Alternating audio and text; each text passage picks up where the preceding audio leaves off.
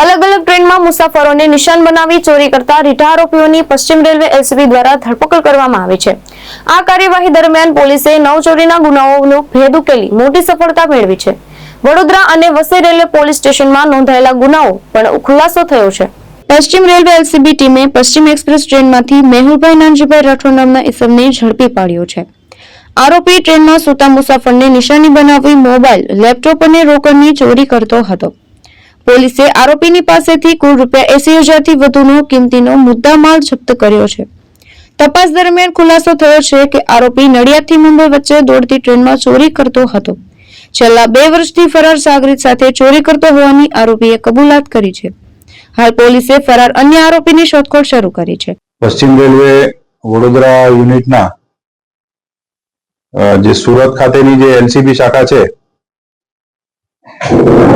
તેઓ દ્વારા એલસીબી શાખાની ટીમ દ્વારા રેગ્યુલર પેસેન્જર ટ્રેનોમાં પેટ્રોલિંગ કરવામાં આવે છે। જે પેટ્રોલિંગ દરમિયાન ગઈકાલ એક શકમંદ ઇસમને સુરત રેલવે એલસીબીની ટીમે પૂછપરછ માટે ડિટેન કરવામાં આવેલ, જેની પૂછપરછ દરમિયાન તેઓએ વારંવાર પશ્ચિમ રેલવે વડોદરા યુનિટના એટલે કે સુરત થી લઈને વાપી, સુરત તેમજ નડિયાદ, વડોદરા જેવા રેલવે સ્ટેશનના વિસ્તારોમાં ચાલુ ટ્રેનોમાં ચોરી કર્યાની કબૂલાત કરેલ।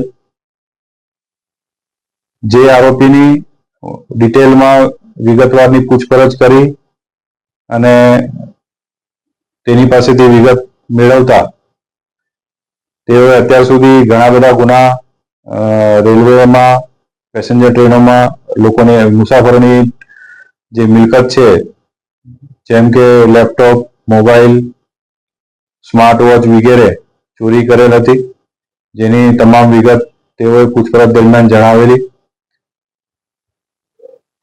સદર આરોપી પાસેથી એના કબજામાંથી જ્યારે એને ડિટેન કરવામાં આવેલ ત્યારે પણ એની પાસેથી એક લેપટોપ મળી આવેલ છે જે એની માલિકીનો ન હતો, તેમજ બીજા 2 મોબાઈલ, સ્માર્ટ વોચના ચાર્જર, સ્માર્ટ વોચ વગેરે એની પાસેથી મળી આવેલ છે। જેથી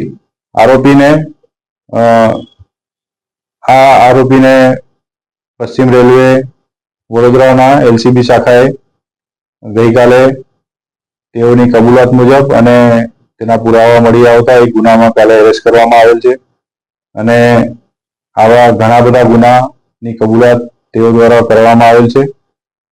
જે અનુસંધાને સદર આરોપી સામે પશ્ચિમ રેલવે વડોદરા યુનિટના અલગ અલગ પોલીસ સ્ટેશનમાં તેની કસ્ટડી લઈ તેની સામે કાયદેસર કાર્યવાહી કરવામાં આવી રહી છે। ભાવેશ ઉપાધ્યાય, દૃષ્ટિકોણ ન્યૂઝ, સુરત।